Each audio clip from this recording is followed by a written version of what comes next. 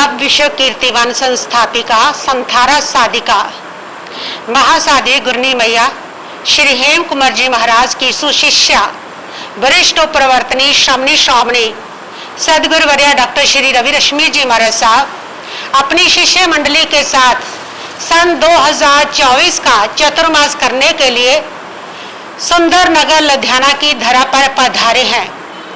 सुंदर नगर ही नहीं, पूरे लुधियाना वासियों में उनका नाम से ही एक उत्साह है, उमंग है, जोश है।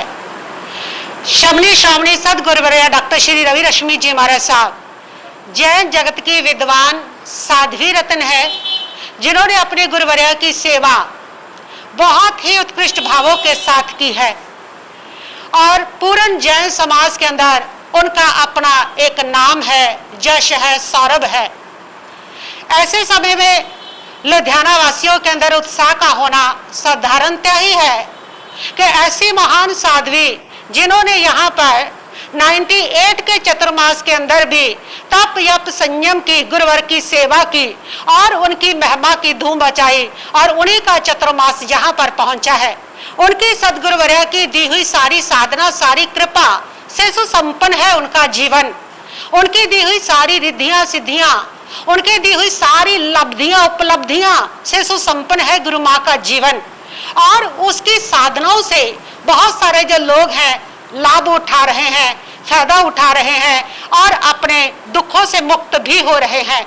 ऐसे सदगुरु वर्या का चतुर्मास यहाँ पर और उसमें सोने में सुहागे का काम कर रहा है कि यहाँ पर गुरु वर्या की चतुर्मास का लाभ यहाँ लुधियाना वासियों को मिल रहा है, सुंदर नगर वासियों को मिल रहा है। वहीं पर महान विभूति तप शिखर श्रोमणी महासाध्वी श्री हेम कुंवर जी महाराज साहब का जन्म शताब्दी वर्ष मनाने का सौभाग्य भी साथ साथ मिल रहा है।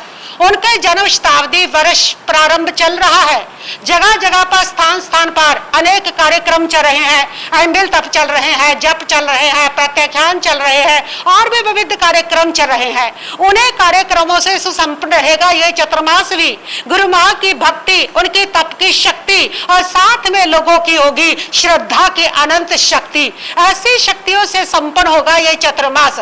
इस चतुर्मास को 20 जुलाई से प्रारंभ हो रहा है। सुबह के साथ ही 8 बजे से लेकर के 9 बजे तक प्रवचन का आयोजन रहेगा।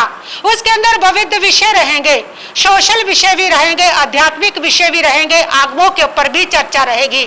बहुत ही सुंदर सुनने लायक वो प्रवचन होंगे गुरु माँ के 8 बजे से 9 बजे तक।